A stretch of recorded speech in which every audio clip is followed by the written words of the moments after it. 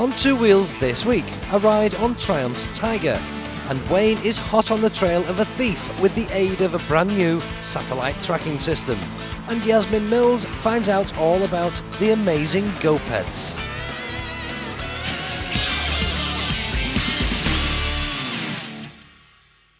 Sports tourers are considered by many people to be the perfect type of bike. Good performance and the ability to cover thousands of miles without inflicting severe pain on the rider. But if you're willing to sacrifice some of that performance, then there's another style to consider, the big trail bikes.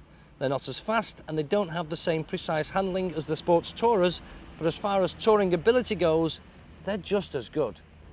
And this is the latest offering from Triumph, the new 900cc Tiger. 1992 the Tiger came out and it's remained more or less unchanged until this major update for 1999. As you'd expect with the Triumph triple cylinder motor, but now it's got the fuel injected unit from the T509, which gives you about 70 brake horsepower to play with. The most obvious update is of course the bodywork. New shaped tank, new shaped headlight fairing. It's much smoother now, smoother lines and more curvy, and I think a bit more pleasing to the eye than the old model. And it's supposed to have better wind protection because it's got a new windscreen, which, as you can see, is nearly vertical. So it's probably got all the aerodynamics of a London bus, but it does actually work. It is very, very good. On the road is where you start to notice the most significant improvement in the new Tiger. The handling is far superior to the old model, which suffered from the front end diving under only moderate braking. The use of new triple rake springs in the front forks seems to have cured the problem. The motor is a gem. It's super smooth even at low revs. There are no flat spots and no sudden rushes of power to catch you out. Just a nice smooth delivery of power right through to about 9,000 revs where it starts to tail off. The bike has that very noisy, very mechanical sound which is typical of a modern Triumph. It sounds as though it's going to explode beneath you. A very noisy engine, but it's not going to blow up. It's just the way they sound. That's what they like, Triumphs. A couple more modifications. The seat is now adjustable. You can move that from 840 up to 860 millimeters in height. But even on its lowest setting, this is still a very tall bike. If you buy a big trailer, quite simply, it's something that you will have to get used to. The dashboard is different to the old one. It's better equipped, much more neater, a bit more comprehensive. We've now got a fuel gauge, which is useful. Little clock down there, again, another handy thing to have. And that's important, I think, because that's the bit that you spend most of your time looking at when you're riding the bike. It's the bit that you see the most. So it's nice to have something that you can look down on, it's simple to read, and it's got a nice look of quality about it. The new Tiger is an easy bike to ride. It's fun to ride, and you feel totally in command. It's superb in busy town traffic. The high seat gives excellent visibility, and the big oval-shaped wing mirrors allow you to see more than just your elbows. Triumph has aimed this machine at the tour-minded rider, but unfortunately they've forgotten to put some decent padding in the seat.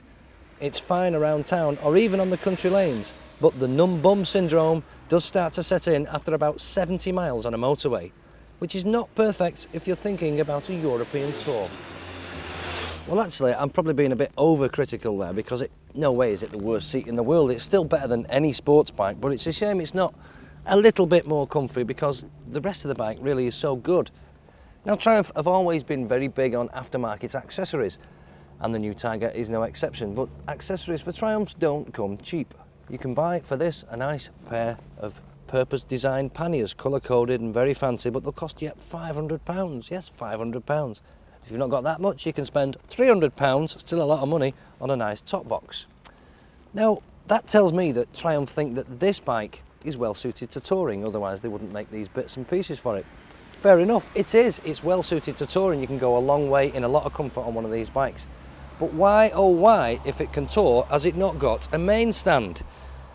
You see, if you do decide to load up with panniers and top box and sleeping bags and pots and pans and goodness knows what hanging off the back of it, and you go touring, it's very, very useful to be able to get your bike upright on a main stand, because when it's leaning over like this, you open this pannier down here, loaded with gear, and it all falls out all over the road. It's an absolute pain. It really is a nuisance. So please, Mr. Triumph, can we have a main stand as standard and not, as it is now, a £130 optional extra? So now you know what I think. But that's enough moaning for one day. Back to the bike. It's a great bike, great engine, good brakes, decent handling, nice looks, I think, and a very relaxed, comfortable riding position. It's not everybody's cup of tea, but if you like the motocross style, which it is, it's very similar to a motocross riding position, hands up there, feet nicely forward, very relaxed, then the Tiger wouldn't be a bad choice. The on-the-road price for one of these is £7,400, which is only slightly dearer than Honda's new big trail bike, their new Varadero, but it's about £800 less than BMW's monster trailer, their 1100 GS. So that's the Tiger, smashing bike, good fun bike to ride. In fact, you could say it's great. Tiger, do you get it? Oh well, perhaps I shouldn't have bothered.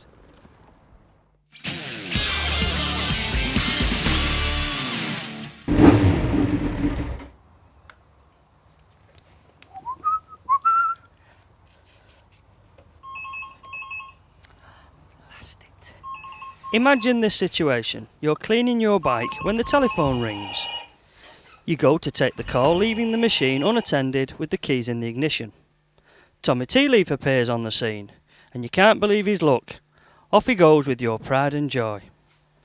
What he doesn't know is that the machine is fitted with the very latest satellite tracking system. It's called SCAMP, and has been developed by a company called Skynet. So I set off in pursuit, accompanied by David Grimshaw, the man behind the new system, complete with a laptop computer to track the bike. So David, tell me now then, we're in pursuit of this motorcyclist who's stolen my bike, but that's not the norm, is it? That's not the idea of the system, is to contact the police, is that right? No, the idea is to actually contact our bureau. Right, yeah. Which is where I would have phoned. That's right. Yeah. And what they now do is they send a signal to the vehicle, and it reports back and tells them where it is. Got you. And do you find then that you get cooperation from the police to pursue people? Very much, yeah. The police have been working with us over the last 3 years, and what we do is we're able to ring into the control rooms, give them like our PIN number, and because we're in a live situation, they'll actually act on it. So they'll go out and follow the bike, or they'll tell us to watch it. Got you. They can then do whatever they want to do. Just to interrupt now then, am I to go left or to go right? And you've got to go left. Okay, that's what I'll do. It seems very intricate, and I'm not really au fait with the world of computers and everything else, but I would expect it to have to be a very big device within the bike. Is that the case? No, it's the size of a cigarette packet. Really? Yeah. I mean, so that's not dissimilar to a regular alarm? No. And does it have to be associated with an alarm or not? It doesn't have to be. There's 3 or 4 variations. You can actually have it as a standalone on its own, the system sitting on a bike doing absolutely nothing until you report it being stolen. At that point we can send a signal and say, tell us where you are. Fantastic. You can either then link it with an alarm. If the alarm goes off, the system will trigger automatically back to the bureau and tell us it's been stolen. You can link it to a movement sensor. Similarly, same thing. Somebody takes off the side stand. Silently, it will then send out an alarm to us. Yeah. We will then look at the alarm, ascertain what's going on, and if the bike starts to move, we'll either ring you. First of all, we'll try and ring you. If we can't get through to you, we'll inform the police. Got you. Which way now? Sorry to interrupt. Which way now? Go left. Go left.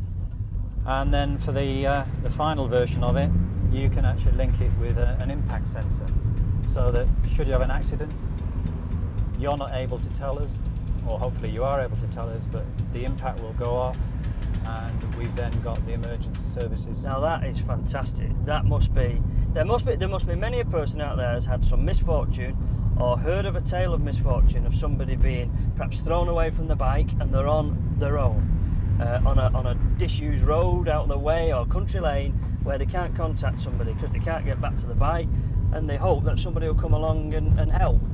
But your device would tell the police or your bureau that something has occurred and they can get response to that person. Yeah, what it will do, it will actually give us a longitude and latitude down to a metre, so you can get an ordnance survey fix on it. It will actually come up on the screen, as you've seen, as the alarm, which gives us a visual. We would then inform the police and give them the longs and lats and the visual, and of course we can go down to every street and road in the country. Now, is there a fail-safe system within your system? Yeah, the fail-safe system is that we do a health check.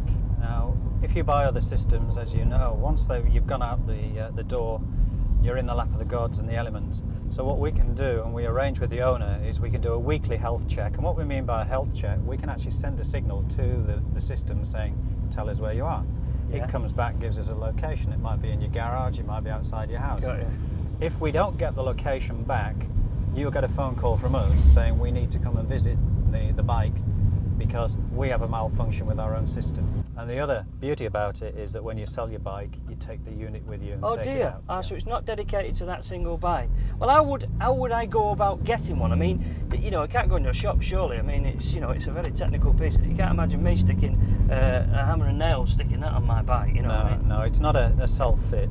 We've decided that you can have a very good product, and 9 times out of 10, it can be messed up by people trying to fit it themselves or bad fitting. Yeah. So we've taken a step to only have Manning's motorcycles in Dewsbury to be able to fit this.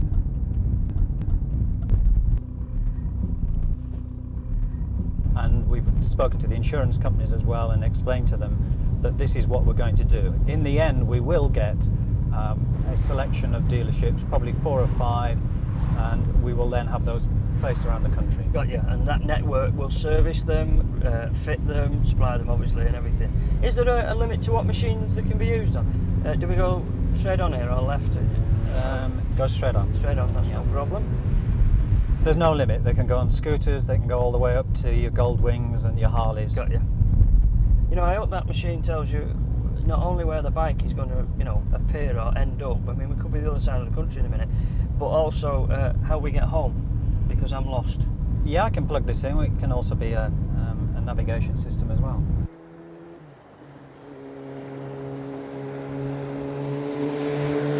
We'll leave Wayne to track the bike and we'll check back with him later. And coming up after the break, Yasmin Mills looks at some amazing Go-peds.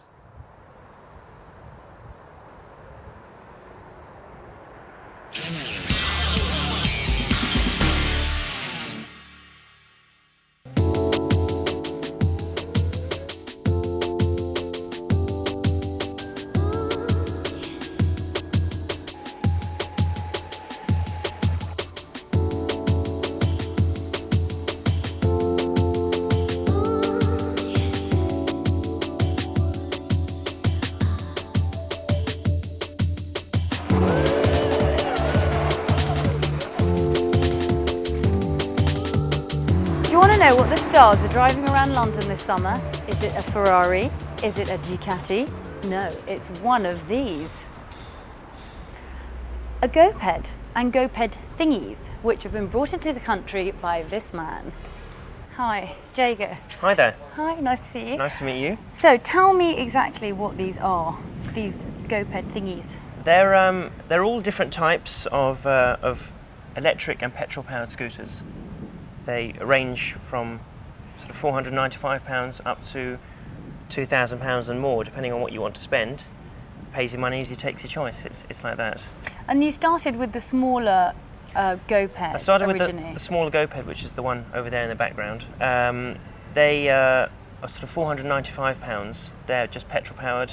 They're great fun. They're nice and light. They're a lot more portable than these ones, even though these, as you can see, fold down like this. The others, the Go-peds, fit in a bag, which is nice. These machines here are the bigger ones with the fairing and the nice coloured plastics, are all electric powered and are, essentially a much bigger thing. So Jago, why exactly did you start the company? I used to work in a PR company. I was doing PR for things which sometimes were good fun and other times weren't. I had a Go-ped. I paid, I think it was short of £700 for it when I got it from America, which was about half my monthly wage, and it really stuffed me for the next month. And Harrods were selling them for about £1,000, and I thought, if you can get these things for less money, I think they're quite a sensible way of getting around, and if not just that, just having fun on them.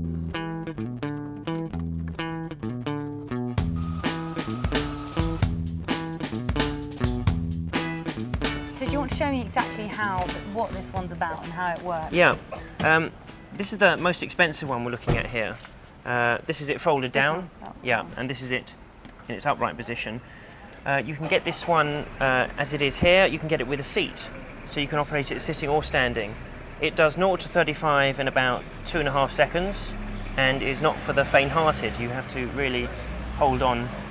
It flies. The thing is, with electricity, you don't have to build up and get revs like you do with a combustion engine. It's instant power, and if you don't know what you're doing, it's a bit hairy. So what's the top speed on something like that? It'll do 35, but it'll get there very quickly.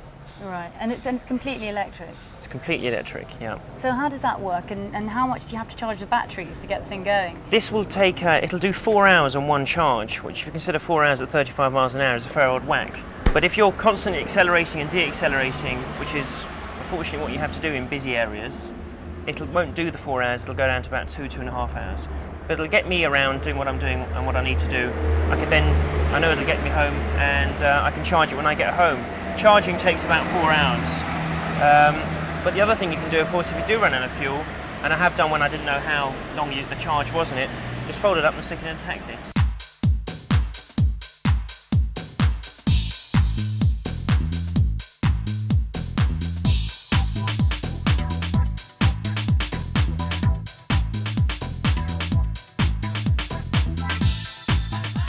So you plug it in like a household appliance? You can do it in a restaurant, you can do it in the bank, you can do it in your office, you can do it at home. It's pretty simple to do.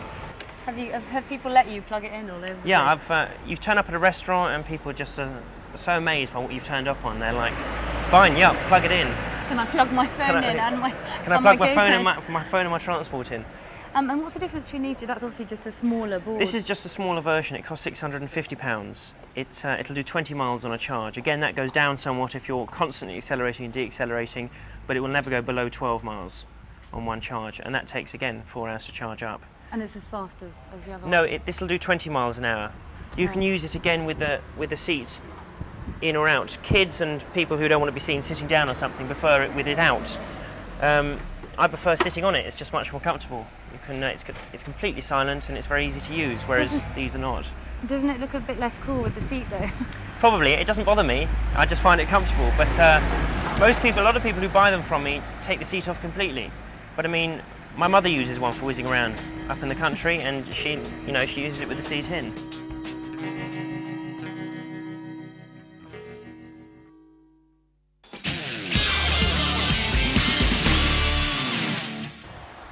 In part 1, we left Wayne hot on the trail of his stolen bike. Will he be successful?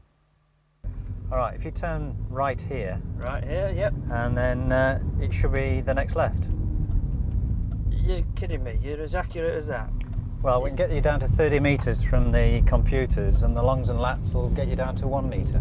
Flaming at it, I'm very impressed with that, but actually I will be impressed if you are right. So how far along here now? About 100 yards. And, well, there's a turn Do a here. left. Do a left, it says. I can't believe it. I'll be gobsmacked. I'm gobsmacked. It's there. Good Lord. We haven't got the tea leaf though. He's off and gone, running. That is quite remarkable. Ah, it's okay, look. It's all right, David. I told you it would be. It's here in one piece, apart from the fact that the thief didn't clean it before he brought it back, like, you know. Damn.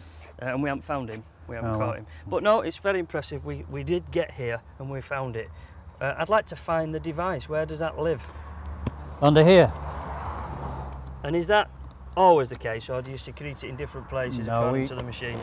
We put it in different places depending on the machine, and as you can see it, that's the box. It's only little. Yeah. I expected it to be a lot bigger than that. No, it's the cigarette packet size that we tried to get it down to, and from there we've not just got the box for tracking, it's also got the phone system attached to it as well. Oh, this is what these wires are. There, look at them. I wonder what they were there, look, see. So this is like you get at the moment, your hands-free kit you'd use in the car. Yeah. This is just the same. That's right. How would you dial, or what would you do then? Well, what you do is you actually put a call through using the green button. That goes through to our bureau, so safely you can actually call from your handlebars. Once you've actually got connected to our bureau, you tell them the number. There's no dialing, there's nothing else to be done. No. And they put you through and right. press the button to end the call. Amazing. There's no end to the things it can do. No, we've actually developed a system called Medicare Data Plus, which in fact, if you buy the system from us, we ask you if you've got any allergies or if you're allergic to penicillin, so that if you are unfortunate to have this accident at some stage, we can inform the paramedics that in actual fact you've got one leg shorter than the other already, and that you're just short in my case. just short, yeah, and yeah. that you cannot take penicillin or that type of thing. This is at the time of when you inform the paramedics that an incident has occurred and you'd like them to come and sort it out.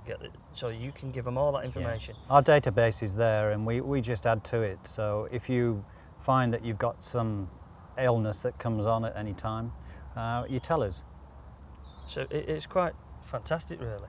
You know, if I hadn't have been there at the time and noticed it missing immediately and rang the centre, who then obviously put out the tracking system into action, what else? How else would they know? I mean, well, I could have been on the phone for hours. That's right. It's geofencing, which we put into it also, which means that we can put an invisible bubble 50 metres around it, and if you drive through that bubble, it will actually put an alarm call back to the bureau. So the vehicle itself will actually tell us it's actually on the move. We then make a phone call to you, and if you're on the phone, we're still looking at it and watching it until we get through to you. And then we'll ask you, have you broken the geofence? You might have just forgotten, jumped on the bike and gone out. Got you. There's no problems with that. Remarkable. It is a very, very clever device.